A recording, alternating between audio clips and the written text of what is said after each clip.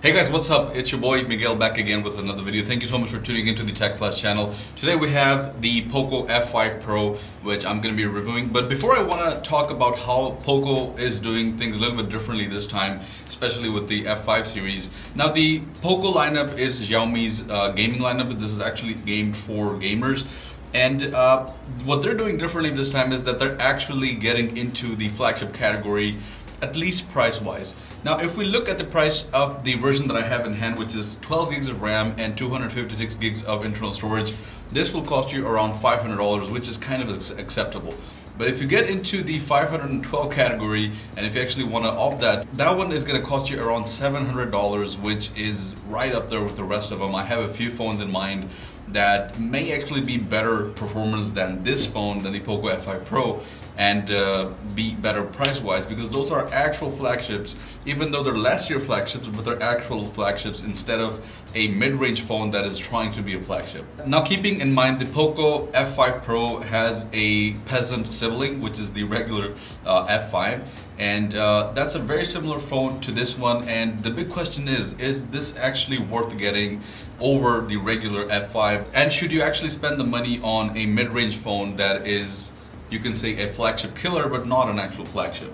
Before we get into it, let's do a quick unboxing, take a look at it, and see what we have. So we have the regular box, which is black and yellow, and we have a booklet, a SIM ejector pin, and as usual the paperwork, and also the silicone case, which again is standard on these phones. We have the actual phone here, and we have the charger, which is a 67 watt charger. This will charge the phone from 0 to 100 in around 30 minutes. It does support 67 watt full charging.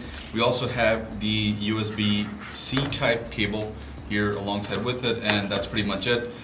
Let's get into the actual phone, and the first thing that I want to talk about is the actual design. Now, looking at it, the camera array is very similar to the regular F5, although the arrangement of the cameras is actually a little bit different, but it has the exact same cameras and the setup. When we look at the design, it's a fairly simple design.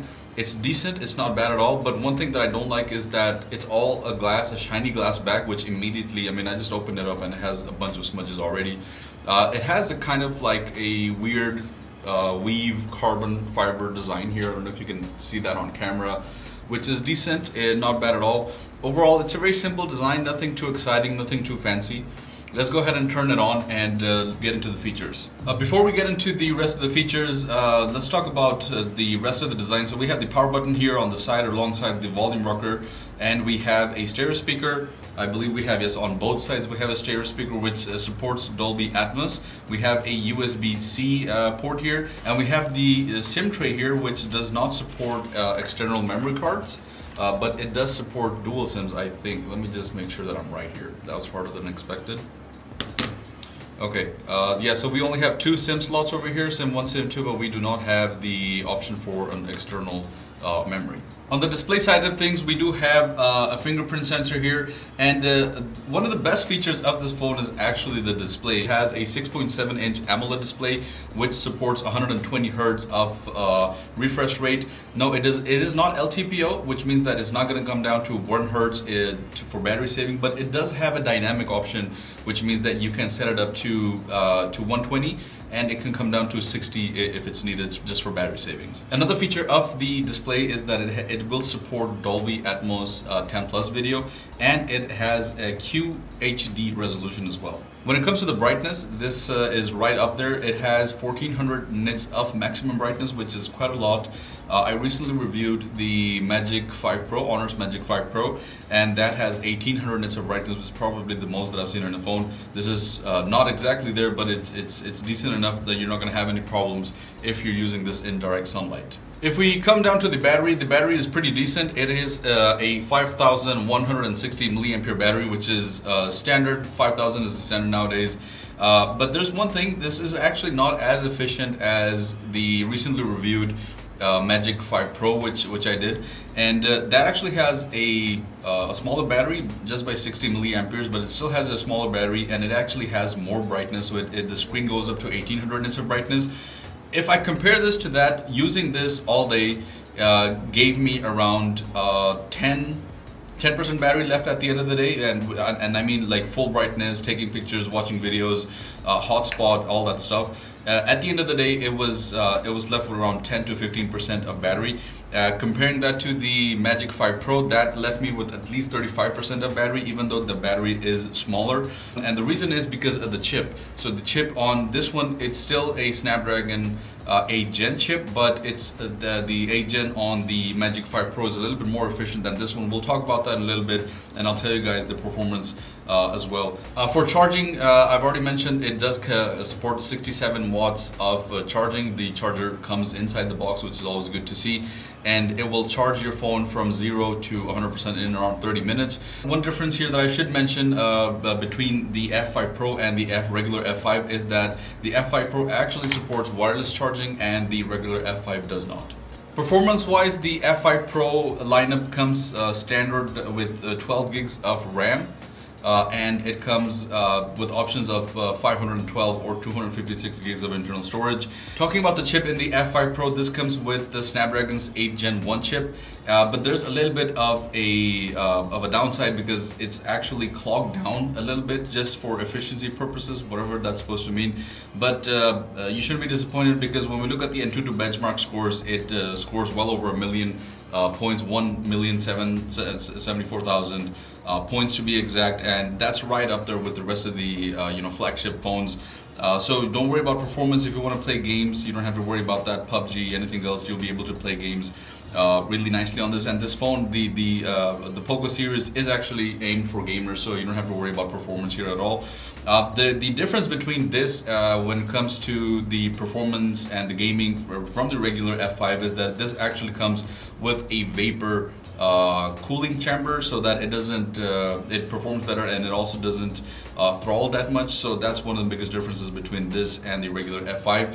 But otherwise, when we compared both of them on gaming, from day-to-day gaming, we didn't really see any difference at all between the F5 and the F5 Pro.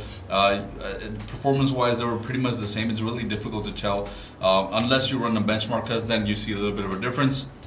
But with actual gameplay, there was no difference at all. So that's something that also makes you question whether you should actually buy this or spend the money on this, or buy the regular F5, or actually invest in something else. Now the camera setup here is the exact same as the one on the F5.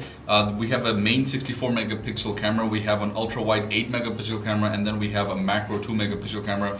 The main 64 megapixel camera is worth mentioning because that's the best camera out of the three, obviously.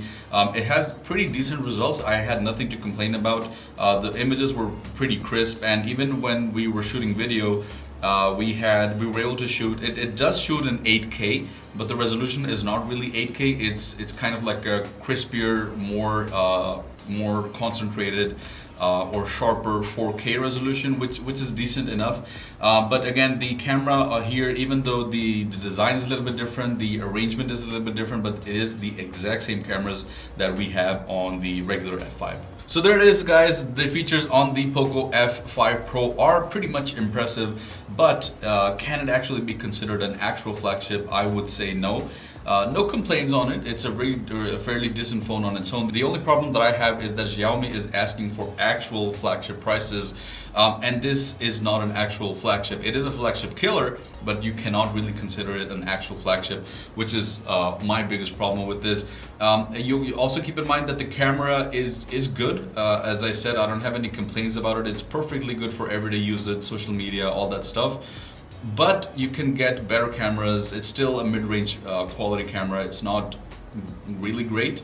You can actually get better camera footage on something like the S22, last year's S22, or even the Google Pixel 7, which are priced right around the same as the Poco F5 Pro. And finally, you have to consider that a lot of the features on the F5 Pro are actually the same features as the regular F5, so it kind of makes you think and doubt whether you should consider buying this, investing in this, or just get the regular F5. Or if you actually want to spend this type of money, then actually go for something like the S22, or maybe even an Honor phone, or a OnePlus, or the Google Pixel, which is a highly recommended phone. So there it is, guys. Let me know what your thoughts are.